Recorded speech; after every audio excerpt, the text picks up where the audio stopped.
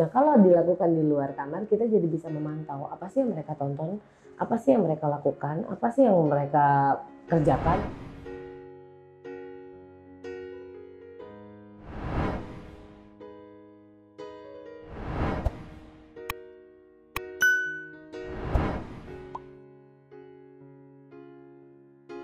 Pentingnya kemandirian. Kemandirian itu kan bukan cuma kemandirian fisik, tapi ada kemandirian emosional. Nah, tidur di kamarnya sendiri itu selain kita membentuk kemandirian secara fisik, dia beberes barang-barangnya sendiri, juga tentang kemandirian emosional di mana dia tahu bahwa oh iya ya, saya harus bangun pagi sendiri.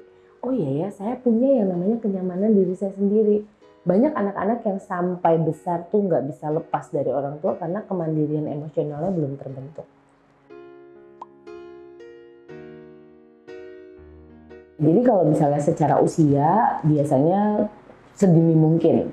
Ketika anak ini sudah mulai bisa berkomunikasi, terus dia sudah mulai membentuk yang namanya kemandirian, mulai dicoba untuk tidur terpisah.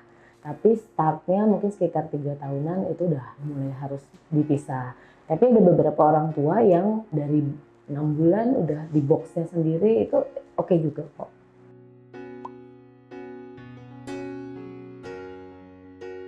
Secara gender mereka harus dipisah. Artinya ketika mereka punya satu kamar yang sama, jadi nggak punya privacy kan. Dan idealnya adalah kalaupun misalnya kamarnya terbatas, yang boleh satu kamar adalah yang satu gender. Karena kan kita juga mengajarkan seks edukasi sejak dini. Jadi kalau misalnya mereka ada di ruangan yang sama dengan gender yang berbeda, itu agak mengacaukan seks edukasi yang sudah kita ajarkan gitu. Nah, dalam pembentukan dia mulai punya kamar sendiri itu tadi, yang pertama pasti dia harus jaga kebersihannya. Terus menata barang-barangnya sendiri, tentunya dengan supervisi ya. Artinya namanya juga anak-anak yang masih kecil. Tapi kalau misalnya anak-anak itu sudah masuk usia sekolah, dia sudah harus diberikan konsekuensi kalau nggak beresin kamarnya sendiri.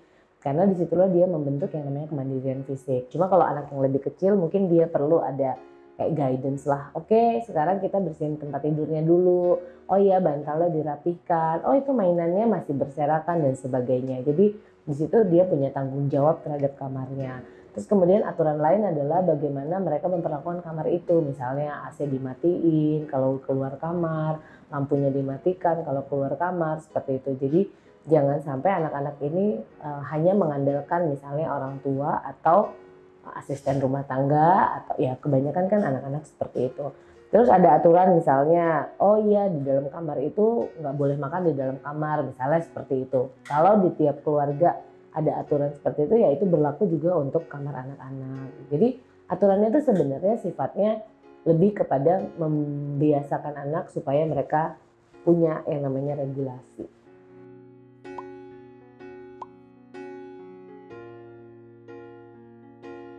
Kita perlu lihat dari kebutuhannya dulu.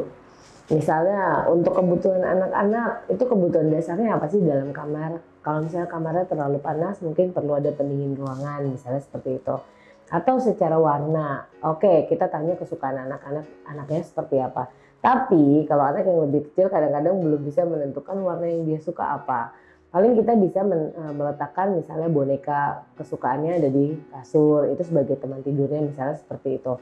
Dan misalnya, oke, kamu mau di kamar ini ada apa aja? Oh, ada lemari baju, ada lemari sepatunya, misalnya seperti itu. Atau ada rak-rak bukunya yang untuk dia bisa baca ketika dia sedang menjelang tidur, misalnya. Jadi ada beberapa hal yang memang disesuaikan dengan usia anak, tapi disesuaikan dengan kebutuhan.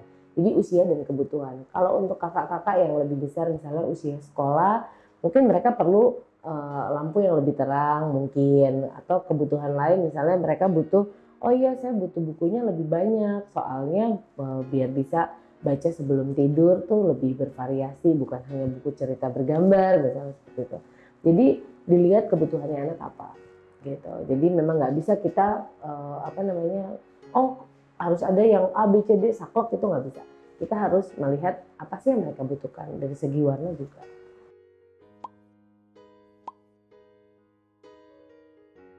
Jadi sebenarnya kamar itu kan adalah tempat untuk mereka beristirahat. memang ada baiknya ada ruangan tersendiri. Jadi kalau memang memungkinkan ya secara luas rumah, secara layout. Jadi saya tuh menyarankan anak itu punya yang namanya wilayah di mana mereka beristirahat. Terus di tempat itu memang tidak disarankan ada TV atau ruangan bermain. Jadi itu harus dipisah supaya ketika anak berada di kamar dan untuk istirahat, full untuk istirahat. Bukan yang tiba-tiba ngeliat mainan terus mereka main gitu, enggak. Kalau bisa, kalau misalnya pun nggak memungkinkan ada spot khusus yang itu tidak boleh dilewati. Nah, soal meja belajar sebenarnya ada pertimbangan lainnya kenapa tidak disarankan di dalam kamar. Soalnya kadang-kadang tuh mereka ketika belajar di dalam kamar jadi pengennya tidur-tiduran, ada kasur, oh tidur-tiduran seperti itu. Tapi untuk anak-anak yang lebih besar mereka perlu ada work desk. Work desk itu misalnya cuma buat tempat laptop, taruh laptop dan sebagainya. Tapi kalau misalnya untuk anak-anak yang lebih kecil, lebih baik ada tempat khusus, disitulah mereka melakukan aktiviti. Jadi tidak disatukan dengan kamar.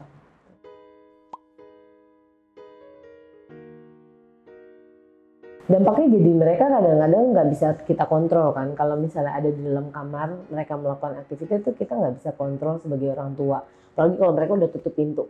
Nah, kan mama sendiri yang kasih kamar. Kalau misalnya aku tutup pintu, masa nggak boleh? Misalnya seperti itu. Nah, kalau dilakukan di luar kamar, kita jadi bisa memantau apa sih yang mereka tonton, apa sih yang mereka lakukan, apa sih yang mereka kerjakan, misalnya seperti itu. Tapi kalau dalam kamar, udah jadi dunianya sendiri aja.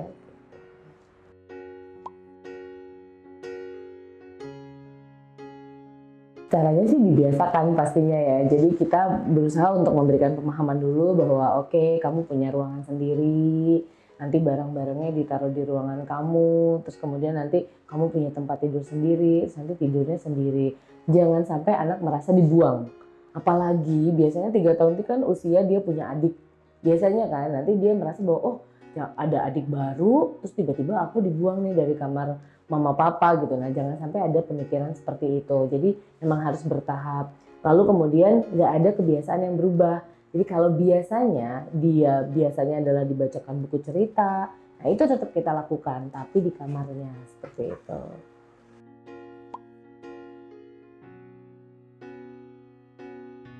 Caranya yang pertama, misalnya diselang-seling. Hari ini tidur sendiri, terus besok tidur sama orang tua. Terus nanti sudah seminggu seperti itu berjalan, mulai tuh 2 hari tidur sendiri, terus 2 hari tidur sama orang tua. Nanti lama-lama orang tua yang menemani ke kamar sampai anak tidur baru ditinggalkan. Itu cara untuk memisahkan secara perlahan. Seperti kalau kita mau nyapih anak ya.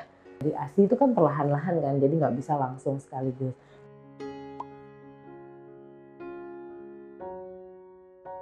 Oh, gak mau, aku maunya tidur sama mama sama papa gitu, atau aku maunya tidurnya ditemenin sama mama sama papa, itu pasti. Tapi disitulah fungsi bargaining mulai muncul. Makanya saya menyarankan ketika anak sudah mulai bisa berkomunikasi, disitulah kita bisa berdiskusikan bahwa apa sih pentingnya dia punya kamar sendiri, itu juga dibahas. Terus kemudian itu kan value di dalam keluarga ya. Jadi ketika anak paham bahwa oh ternyata kamar sendiri itu membuat saya jadi lebih nyaman, membuat saya jadi lebih punya privacy yang seperti itu, sehingga akhirnya dia tahu bahwa oh iya ya, jadi aku nggak perlu menolak nih kalau misalnya aku dikasih kamar sendiri. Tapi penolakan pasti ada, jadi nggak usah sedih, anak itu pasti akan menolak.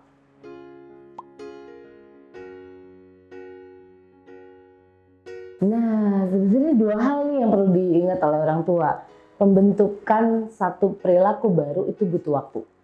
Jadi jangan keduluan nyerah ketika anak-anak itu mulai, oh aku nggak mau, cranky dan segala macam. Orang tua mesti tahu secara perilaku itu pembentukan minimal 3 bulan loh, pembiasaan. Jadi kalau misalnya baru sehari 2 hari anaknya nolak, terus orang tuanya langsung melempem, ya itu bukan salah anaknya, tapi orang tuanya kurang gigih. Dan jadi orang tua tuh mesti gigih kan mengenalkan sesuatu. Nggak cuma tentang kamar, misalnya tentang makan sayur misalnya, yang seperti itu. Jadi kegigihan orang tua menentukan anak ini mau atau enggak. Bagaimana orang tua sell the product gitu. Kamar itu kan kayak produk yang mau dikenalkan ke anak. Nah, disitulah orang tua mulai belajar untuk oh ya apa kamarnya dibagusin sesuai dengan warna yang dia suka. Terus kemudian ditaruh barang-barang yang mungkin jadi menarik perhatian dia dan segala macam. Jadi semua cara diupayakan supaya anak ini merasa happy ada di tempat itu. Karena nantinya kamar ini jadi sanctuary-nya anak kan. dimana dia akan nyaman kalau masuk ke kamar gitu. Jadi kalau misalnya orang tua langsung nyerah baru beberapa kali dicoba, saya rasa orang tuanya perlu gigih lagi untuk mencoba. Minimal 3 bulan.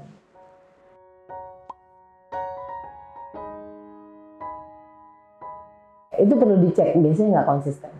Rata-rata kalau konsisten selama 3 bulan biasanya akan efektif. Biasanya ya, tapi kalau misalnya udah 3 bulan, 6 bulan, masih aja, itu pasti on off. Jadi misalnya kadang-kadang orang tua kan suka kangen ya. Saya tuh berpikirnya kadang-kadang kegagalan itu terjadi karena orang tuh nggak kuat pisah lama-lama sama anak tidurnya. Akhirnya digotong lagi ke kamar. Nah, inkonsistensi itu tuh yang merusak semua hal yang sudah dibentuk gitu. Jadi sebisa mungkin tahan-tahanin.